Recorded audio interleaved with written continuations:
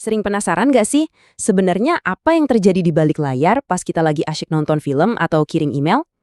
Nah, dalam beberapa menit ke depan, kita bakal bongkar semua misteri jaringan di rumah kamu. Pertanyaan utamanya sebenarnya ini. Kamu punya laptop, HP, smart TV. Kok bisa sih mereka semua nyambung dan pakai koneksi internet yang sama? Nah, disitulah jaringan berperan. Oke, biar gampang, kita pakai perumpamaan yang bakal bikin semuanya jadi jelas banget.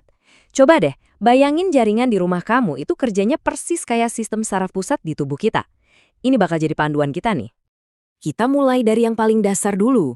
Sama kayak tubuh kita butuh sistem saraf buat berfungsi, semua perangkat kamu juga butuh jaringan biar bisa saling ngobrol. Sesimpel itu kok. Inti dari jaringan itu ya supaya semua perangkat bisa ngobrol satu sama lain dan bareng-bareng pakai satu jalur utama ke dunia luar, yaitu internet. Setiap sistem saraf kan pasti butuh pusat kendali. Nah, di jaringan kamu yang jadi otaknya itu adalah perangkat yang mungkin udah kamu kenal banget, router.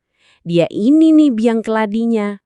Coba bayangin, setiap kali kamu buka website, setiap video yang kamu tonton, setiap pesan yang kamu kirim, semuanya itu lewat dan diatur sama si otak ini. Router itu ibarat manajer lalu lintas utama di jaringan kamu. Terus, gimana cara si otak ini ngelakuin semua itu? Pertama, dia kenalan dulu sama setiap perangkat yang nyambung. Terus, dia kasih masing-masing nama atau nomor unik. Dia juga yang tugasnya ngobrol ke dunia luar lewat modem. Dan yang paling penting, dia pastiin data yang dikirim itu nyampenya ke perangkat yang benar, nggak salah alamat. Ingat nomor unik yang tadi kita bahas? Nah, kalau di dunia teknologi, itu namanya alamat IP. Anggap aja ini kayak alamat rumah buat masing-masing perangkat kamu. Jadi, si router tahu persis harus ngirim paket datanya kemana, sama kayak Pak Pos yang tahu harus nganter surat ke rumah nomor berapa. Oke, kalau router itu otaknya yang ngasih perintah. Terus gimana caranya perintah itu bisa sampai ke tujuan? Nah, disinilah tulang punggung jaringan kita bekerja. Namanya switch. Jadi, kuncinya gini. Router yang mutusin data harus pergi kemana, dan switch yang tugasnya ngirim data itu secara fisik lewat kabel ke laptop, konsol game, atau TV kamu. Otak yang mikir, tulang punggung yang bertindak. Oh ya, sebenarnya kebanyakan router rumahan itu udah punya switch kecil di dalamnya loh. Nah, kalau kamu lagi lihat-lihat perangkat jaringan, pasti sering nemu dua istilah ini.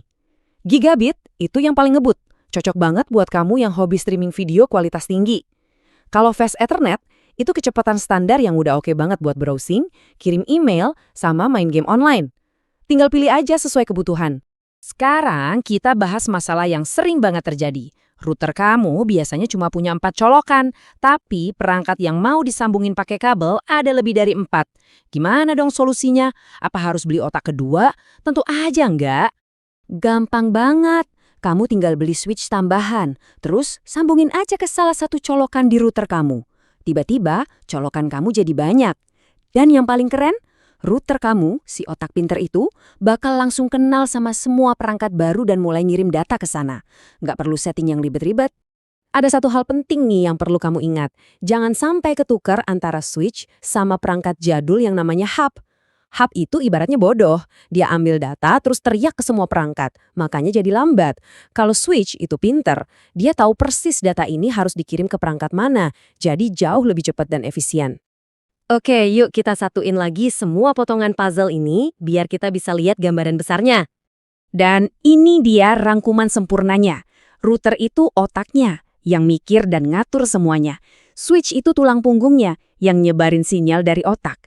Terus kabel jaringan kamu?